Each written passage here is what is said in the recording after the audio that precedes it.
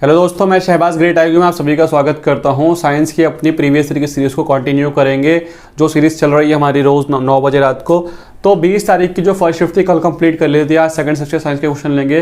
बिना किसी देरी के स्टार्ट करते हैं, चलते हैं पहले क्वेश्चन की तरफ। तो पहला क्वेश्चन क्या कहता है, which of the following is never alone in nature. कौन सी इनमें से ऐसी चीज़ है जो प्रकृति में अकेले कभी नहीं होती है। तो फोर्स इसका आंसर हो जाएगा। बल ये कभी भी नेचर में अकेला नहीं होता है। ठीक है, बहुत सिंपल क्वेश्चंस आते थे। ठीक है, न्यूमेरिकल्स की भी डिस्कशन करेंगे, सब चीज़ें एक एक करके डिस्कस करते रहेंगे। वीडियो अच्छी लगती है तो आप लाइक ज़रूर करना। तो इसमें नेक्स्ट क्वेश्चन आता है कि एक वस्तु को लंबवत उछाला जाता है, वर्टिकली ऊपर की तरफ फेंका जाता है। इस दौरान उसकी स्थितिज ऊर्जा क्या होगी। ठीक है, एक कोई ऑब्जेक्ट है, वर्टिकली उछाला जाता है, पोटेंशियल एनर्जी पूछी है। तो बड़ा सिंपल सा क्वेश्चन है। देखो, किसी भी वस्तु को ऊपर की तरफ उछाला जाता है तो जब तक उसको उछाला जाएगा, ऊपर जाता रहेगा, तो उसकी पोटेंशियल एनर्जी क्या होगी। जैसे तीर का मान होता है, ठीक है, धनुष होता है, उसमें जब तक हम तीर खींचते रहेंगे तो पोटेंशियल एनर्जी जो है उसकी इंक्रीज होती रहेगी। ठीक है, ये मेरी टी शर्ट है, अगर मैं टी शर्ट को खींचता रहूँगा तो ये पोटेंशियल एनर्जी इसकी इंक्रीज होती रहेगी, जब छोड़ूंगा तो रिलीज होगी। इसी तरीके से जैसे ही हम किसी चीज़ को उछालते हैं तो जब तक वो लंबवत ऊपर जाएगी उसकी पोटेंशियल एनर्जी जो है हमेशा इंक्रीज होती रहेगी। ठीक है, नेक्स्ट क्वेश्चन की तरफ चलते हैं। ये बड़ा सिंपल क्वेश्चन है, आपको पता है units of frequency of sound wave. ठीक है, ध्वनि की तरंग का हर्ट्ज में नापते हैं, ये हर्ट्ज में आप सभी को पता है। आप एक क्वेश्चन आप लोगों से पूछना है कि कौन सी ऐसे साउंड होती है जो ऑडिएबल होती है। ठीक है, साउंड जो सुनी जाती है, ऑडिएबल होती है, उसकी जो रेंज होती है वो कितनी होती है। ठीक है, वो आप लोग कमेंट करके बताएंगे। एक क्वेश्चन था, शाकाहारी जो होते हैं शाकाहारी जो वेजिटेरियंस होते हैं उसको पचाने के लिए छोटी आंत जो होती है वो लंबी क्यों होती है, मतलब छोटी आंत की जो लंबाई होती है वो क्यों ज़्यादा होती है। ठीक है, vegetarians has big length of small intestine क्यों होती है। ठीक है, तो भाई वेजिटेरियंस क्या, वेजिटेरियंस का मतलब जो सब्जी वगैरह खाते हैं। ठीक है, वेजिटेरियंस और भी कुछ हमारे जानवर वगैरह हैं, वो भी घास फूस जो खाते हैं जानवर। ठीक है, तो घास में होता क्या अल्टीमेटली, सब वो सेल्यूलोज का ही तो बना होता है, उसमें सेल्यूलोज होता है, उसको पचाने के लिए ही हमें लंबी चाहिए होती है, छोटी आंत की जो लेंथ होती है। ठीक है, तो सेल्यूलोज इसका आंसर हो जाएगा, क्योंकि वेजिटेबल्स जितनी भी होती है उसमें यही सब होता है। नेक्स्ट क्वेश्चन की तरफ चलते हैं। ये क्वेश्चन कल वाले मतलब पेपर में भी कराया था, मतलब ये रिपीटेड क्वेश्चन है परसों वाले में। ठीक है, किसी वस्तु को अवतल दर्पण की वक्रता केंद्र पर रखा जाता है तो प्रतिबिंब की स्थिति क्या होगी।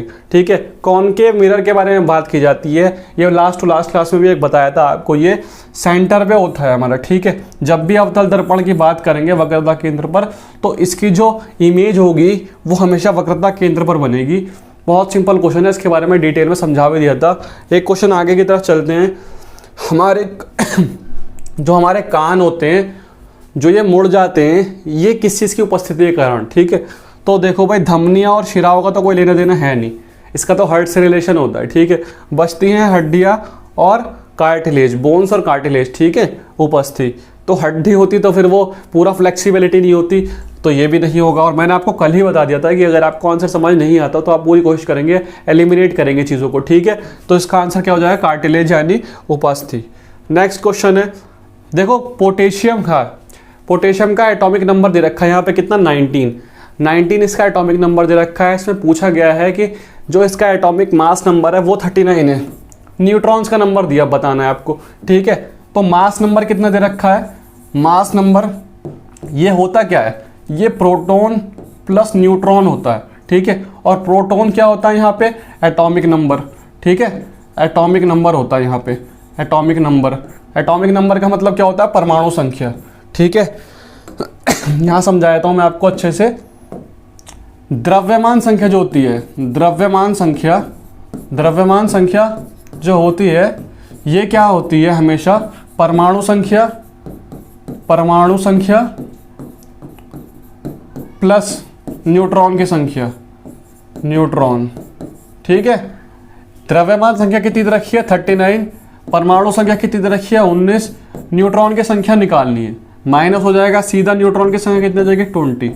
सिंपल क्वेश्चन है ये वाला। ठीक है, आई होप आपको समझ आ रहा होगा। 20 इसका आंसर हो जाएगा। नेक्स्ट क्वेश्चन की तरफ चलते हैं। कौन सा तत्व चौथे आवर्त में और दूसरे वर्ग में, ठीक है, कौन सा ऐसा तत्व है, एलिमेंट है जो पीरियोडिक टेबल में जो आवर्त होते हैं, ठीक है, और जो ग्रुप्स होते हैं, सेकंड नंबर है ग्रुप में और फोर्थ वाले टर्म में आता है तो यहाँ पर कैल्शियम आता है, ठीक है, कैल्शियम इसका आंसर हो जाएगा। ये चीज़ आपको सिर्फ पीरियोडिक टेबल याद करके ही आएगी। पीरियोडिक टेबल से ग्रुप डी में बहुत क्वेश्चंस आते हैं। पीरियोडिक टेबल पे एक अलग से वीडियो बनाऊं तो इसमें कमेंट कर सकते हैं, मैं एक अलग से डिटेल में करा दूंगा आपको पीरियोडिक टेबल पूरी ढंग से। उसके बाद आप इसके हर क्वेश्चन को कर लेंगे और याद भी हो जाएगी, ठीक है। तो ये तो याद के बेस पे क्वेश्चन था, आपको याद करना पड़ेगा कि यहाँ पर कैल्शियम आता है। नेक्स्ट क्वेश्चन की तरफ चलते हैं। हाइड्रोकार्बन परिवार में प्रत्येक सदस्य पिछले सदस्य से कौन से समूह द्वारा अलग होता है, ठीक है। तो यहाँ पर इसका आंसर क्या हो जाएगा, मेथिलीन इसका आंसर हो जाएगा। इजी क्वेश्चन है। नेक्स्ट क्वेश्चन की तरफ चलते हैं। ये देखो डेली लाइफ पे क्वेश्चंस भी काफ़ी सारे पूछे जाते हैं, जैसे क्या है कि which of the following substance is cured by person, ठीक है, किस पर्सन को जिसको एसिडिटी होती है। ये इंग्लिश में क्वेश्चन शायद एक वर्ड मिसिंग है इसमें, एसिडिटी, ठीक है। किसी व्यक्ति द्वारा निम्न में से कौन सा पदार्थ लेने पर एसिडिटी ठीक हो जाती है। तो भाई अगर एसिडिटी होती है, गैस वगैरह बनती है, उस टाइम पर क्या यूज़ करते हैं लोग मोस्टली, जब बोलते हैं 6 सेकंड में काम खत्म, इनो वगैरह का यूज़ करते हैं ना। उस चीज़ में होता क्या है, इनो वगैरह होती है या जितनी भी चीज़ें होती हैं वो सोडे से बनी होती हैं चीज़ें, ठीक है। तो अल्टीमेटली क्या होता है कि एसिडिटी को अगर ठीक करना हो तो सोडे का ही यूज़ करते हैं। तो यहाँ पर सिरके वगैरह का कोई रोल नहीं होता, बेकिंग सोडा का यूज़ करते हैं, ठीक है, अगर एसिडिटी का है। या फिर जो आप सोडा वगैरह देखते हैं शॉप्स वगैरह में मिलता है, ठीक है, उसका भी यूज़ कर सकते हैं। उससे क्या होता है कि गैस ठीक हो जाती है, एसिडिटी वगैरह की प्रॉब्लम नहीं होती। फिर नेक्स्ट क्वेश्चन की तरफ चलते हैं। एल्कोहल व मेथिल अल्कोहल के आणविक द्रव्यमान में कितने इकाई का अंतर होता है, ठीक है। डिफरेंस पूछा है किसमें, मॉलिक्यूलर मास अल्कोहल के और मिथाइल अल्कोहल के। तो ये क्वेश्चन तो तब समझ में आएगा जब समझ में आया हमें कि हाँ ये जो पूछा गया मॉलिक्यूलर मास ये क्या होता है। तो ये मॉलिक्यूलर मास सबका अलग अलग होता है। तो यहाँ पर अल्कोहल का जो होता है वो 46 होता है और मैथिल अल्कोहल का जो होता है 32 समथिंग होता है, ठीक है, 32 समथिंग होता है। तो इन दोनों का डिफरेंस अगर आप देखोगे तो यहाँ पर 14 आ जाएगा, ठीक है। इजी क्वेश्चन है। आगे चलते हैं अगले क्वेश्चन की तरफ। किसको पानी में घोलने से जिप्सम प्राप्त होता है। जिप्सम कब प्राप्त होता है, तो अगर आप लोगों ने पढ़ा होगा जिप्सम के बारे में, तो जिप्सम का फॉर्मूला और हमारी जो पीओपी होती है या प्लास्टर ऑफ पेरिस जो होती है, ठीक है, जो प्लास्टर वगैरह चढ़ता है वो सेम होता है। बस हाँ जो प्लास्टर वगैरह जो चढ़ता है उसको अगर पानी में डाल दो जिप्सम से परिवर्तित हो जाता है। तो प्लास्टर ऑफ पेरिस जो होता है उसका फॉर्मूला क्या होता है, कैल्शियम फॉस्फेट हेमीहाइड्रेट, यहाँ पर इसका फॉर्मूला होता है। पानी में डालते जिप्सम बन जाता है, ठीक है। नेक्स्ट क्वेश्चन की तरफ चलते हैं आगे। नेक्स्ट क्वेश्चन है 10 किलोग्राम द्रव्यमान का एक समान ब्लॉक प्रतिबंब प्रारंभिक अवस्था है 20 सेकंड में, ठीक है। यहाँ पर 10 किलोग्राम द्रव्यमान मास की वैल्यू दे रखी है। तो देखो इस क्वेश्चन में जब बड़े बड़े क्वेश्चन आते हैं न्यूमेरिकल, तो आप क्या करोगे, सबसे पहले लिख लोगे मास कितना दे रखा है आपको 10 kg, ठीक है। उसके बाद इन्होंने बोला है कि 20 सेकंड में, टाइम दे रखा है यहाँ पे एक टाइम, ठीक है, टाइम मुझे मिल गया 20 सेकंड में क्या कर रहा है 2 मीटर प्रति सेकंड की स्पीड से चल रहा है, ठीक है। वेलोसिटी दे रखी है यहाँ पे v मिल गया कितना 2 मीटर प्रति सेकंड।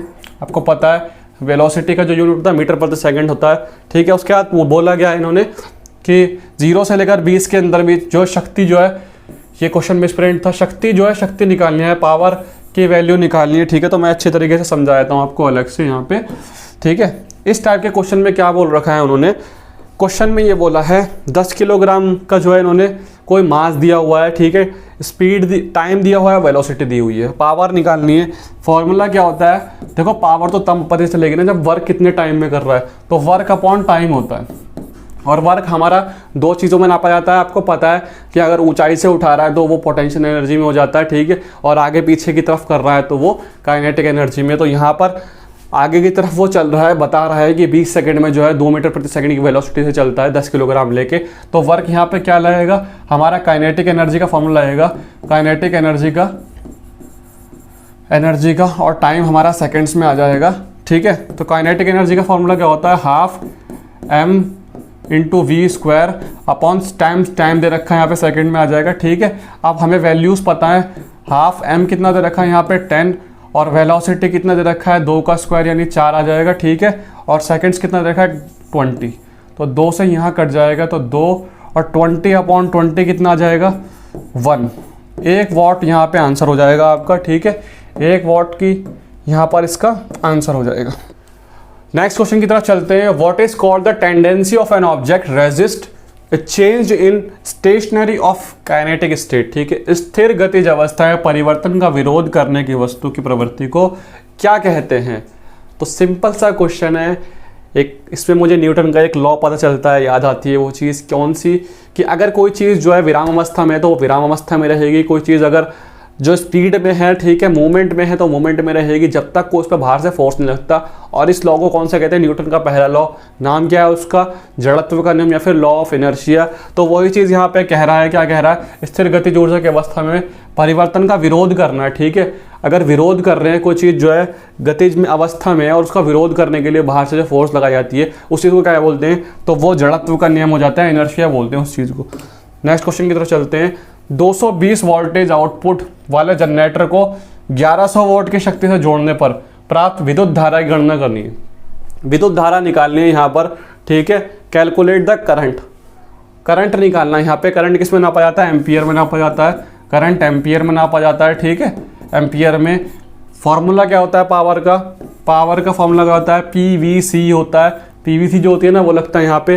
पावर बराबर किसके होता है, वोल्टेज इंटू करंट। पावर कितनी दे रखी है यहाँ पे, 1100, ठीक है। वो वोल्टेज कितना दे रखा है, 220 इंटू हमारा करंट, ये एम्पियर में आ जाता है, ठीक है। फिर यहाँ पर कितनी हो जाएगी, करंट जो होता है हमारा, करंट निकालना है, इसकी वैल्यू कितनी हो जाएगी, 1100 को डिवाइड कर दूंगा 200 से, 220 सॉरी 220 है यहाँ पर, ठीक है। 220 से 0 से 0 कट जाएगा, ठीक है। 11 से काटेंगे 2 और यहाँ पर काटेंगे 11 से तो 10, जब 2 से काटेंगे तो यहाँ पर 5 आ जाएगा। तो आंसर कितना आ जाएगा, 5 एम्पियर। नेक्स्ट क्वेश्चन की तरफ चलते हैं। सिंपल सा क्वेश्चन है, पूछा गया है commercial unit of electric energy, ठीक है। विद्युत ऊर्जा का वाणिज्य इकाई कौन सी होती है। तो जो घर में बिजली हम यूज़ करते हैं, जब आप देखोगे बिल जब आता है ना, बिल हमारा, तो उसके ऊपर किस यूनिट में आता है वहाँ पे, तो किलोवाट पर आवर के उसमें आता है। बहुत सिंपल सा क्वेश्चन है। जितने भी बिल वगैरह जो आते हैं, जो हमारी कमर्शियल यूनिट्स होती है वो किलोवाट प्रति घंटा की इस पे आती है, ठीक है। नेक्स्ट क्वेश्चन की तरफ चलते हैं। वह पौधा जो कायिक परिवर्तन द्वारा नहीं बढ़ता है, कौन सा ऐसा है, ठीक है। सोमैटिक एम्प्लीफिकेशन से रिलेटेड क्वेश्चन है। पपीता, पपाया आंसर हो जाएगा, ठीक है। आगे की तरफ चलते हैं, देखते हैं क्या क्वेश्चन है। 450 न्यूटन भार वाली लड़की का द्रव्यमान क्या होगा। पूछा गया है कि 450 न्यूटन, 450 जो न्यूटन है इसकी मास दे रखा है यहाँ पे, ठीक है। मास पूछा गया है यहाँ पे, what will be the mass of a girl weighing 450 Newton. तो सिंपल क्वेश्चन होता है, जब भी आपसे इस तरह के क्वेश्चन पूछे जाएंगे, मास से रिलेटेड क्वेश्चन आएंगे, ठीक है, तो जो भी आपको क्वेश्चन आएंगे उसको हमेशा आपको न्यूटन की जो वैल्यू होगी उसको आपको 9.8 से डिवाइड करना होगा। 9.8 क्या होता है, ये जी की वैल्यू होती है। ये अर्थ पे अगर वेट पूछा जा रहा है तो 9.8 अर्थ का वेट है, ठीक है। कहीं और पे पूछा जाता है तो उसका अलग अलग ग्रेविटेशनल होती है, मगर ग्रेविटी की वैल्यू यहाँ पे 9.8 होती है। 450 को जब 9.8 से डिवाइड करते हैं यहाँ पर, अगर यहाँ पे 10 होता फिर डिवाइड हम करते तो कितना आता है, यहाँ पे 45 आता, मगर यहाँ 10 से थोड़ा कम है। जब इसको काटेंगे तो 45 से तो ज़्यादा ही आएगा यहाँ पे, ठीक है। 45 से थोड़ा सा ज़्यादा ही आएगा। 45 से मोर देन क्या ऑप्शन में क्या है, तो देखो यहाँ तो बहुत ज़्यादा हो जाएगा, 460 नहीं होगा, 45 नहीं होगा, क्योंकि जब यहाँ पे 10 होता था 45 होता, ये भी नहीं होगा। ऑप्शन नंबर हमारा डी बचता है, ऑप्शन यही होगा जब इसे काटेंगे, ठीक है। नेक्स्ट क्वेश्चन की तरफ चलते हैं हम अपने। निम्नलिखित में से कौन सा जाइलम का एक प्रकार नहीं है। तो जाइलम का जो होते हैं 4 प्रकार होते हैं, ठीक है। जाइलम के 4 प्रकार कौन से होते हैं, ट्रैकिड होता है, जाइलम फाइबर होता है, ठीक है, और जाइलम फाइबर के साथ साथ जो जाइलम पैरेन्काइमा से रिलेटेड भी होता है, ठीक है। तो ये सीट जो होती है ट्यूब, ये नहीं होती है, इसमें कोई सा भी प्रकार नहीं होता जाइलम का, तो यही इसका आंसर हो जाएगा। नेक्स्ट क्वेश्चन की तरफ चलते हैं। क्वेश्चन ये भी आ सकता है कि जाइलम जो आपका जाइलम है वो कितने प्रकार का होता है, तो 4 प्रकार का होता है, ठीक है। उसमें सी ट्यूब नहीं था। 2O ऑक्सीजन के ये जो 2 है, ये किस प्रकार को प्रदर्शित करता है, ठीक है। तो ये क्या है यहाँ पे, हमारे इलेक्ट्रॉन है क्या, इलेक्ट्रॉन से तो कोई लेना देना है नहीं है, अणु नहीं है यहाँ पे, मॉलिक्यूल्स नहीं है, नीचे हो तो O2 जब होता है, ठीक है। यहाँ पे 2O दे रखा है, तो 2 क्या है यहाँ पे, आयन्स हैं, इसका भी कोई रिलेशन नहीं है। तो बचता है हमारा क्या, परमाणु। तो यहाँ पर जो 2 की वैल्यू दे रखी है वो परमाणु होगा, ठीक है। साइंस में मैं आपको पहले ही बहुत बार बता चुका हूँ कि अगर आपको आता है तो बहुत अच्छी बात है, फिर तो क्लिक कर दीजिए, नहीं आता तो उसको एलिमिनेट करने की कोशिश कीजिए। एक बार ट्राई कीजिए आप, जब भी टेस्ट लगाएंगे देखिए क्या क्या नहीं हो सकता है, बहुत आसानी से आंसर निकाल लेंगे, ठीक है। आगे की तरफ चलते हैं। निम्न में से किसका गलनांक और क्वथनांक सबसे अधिक होता है। तो इससे रिलेटेड क्वेश्चन अगर आपके में आता है तो सबसे ज़्यादा तो अगर आंसर की मैं बात करूँ तो बेरिलियम होता है, ठीक है, बेरिलियम। मगर बेरिलियम में यहाँ पे ऑप्शन में नहीं है, लिथियम, फास्फोरस, कार्बन, ऑर्गन है। तो अगर इनमें से ऑप्शन आता है तो आपका कार्बन हो जाएगा। अगले क्वेश्चन की तरफ चलते हैं। डावर्नियर के कितने त्रियक बनाए हैं, ठीक है, क्या दे रखा है, त्रियक दे रखा है, ठीक है। ट्रायड्स जो होते हैं कितने होते हैं, ट्रिपलेट 3, ठीक। नेक्स्ट क्वेश्चन की तरफ चलते हैं। घर्षण द्वारा किया गया कार्य क्षय नहीं होता, बल्कि यह कौन सी ऊर्जा के रूप में परिवर्तित किया जाता है। जो फ्रिक्शन होता है, घर्षण जो होता है, सर्दी जब आती है हम ऐसे करके हाथ करते हैं ना, घर्षण होता है, फ्रिक्शन जो होता है, ठीक है, चलते हैं, कुछ भी चीज़ रगड़ते हैं तो उसमें क्या होता है, कैसे किस तरीके की एनर्जी होती है। क्या वो न्यूक्लियर पावर बना देगा, न्यूक्लियर पावर तो नहीं बनती, ठीक है। केमिकल एनर्जी बनती है, केमिकल एनर्जी नहीं।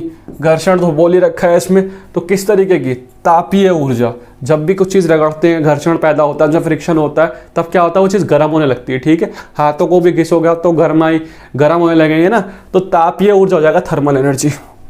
तो यहाँ पर हमारे कंप्लीट होते हैं ये क्वेश्चन। हमारे 20 तारीख के सेकंड शिफ्ट के क्वेश्चन थे, थर्ड शिफ्ट के कल कंप्लीट करेंगे और नेक्स्ट वीक से मंडे से कोशिश करेंगे कि इस क्लास को और फास्ट फॉरवर्ड किया जाए और ज़्यादा क्वेश्चन ले जाएं। इसमें 50 के 50 क्वेश्चन 2-2 शिफ्टों के, ताकि ज़्यादा क्वेश्चन कवर हो पाएँ। आपको वीडियो अच्छी लगती है तो लाइक कीजिए, कमेंट करके बताइए, ठीक है। और जो क्वेश्चन पूछे गए हैं, अगर आपको और किसी टॉपिक पर वीडियो चाहिए जो समझ नहीं आ रहा तो कमेंट कर सकते हैं। मिलते हैं नेक्स्ट वीडियो में, तब तक के लिए bye, all the best, take care.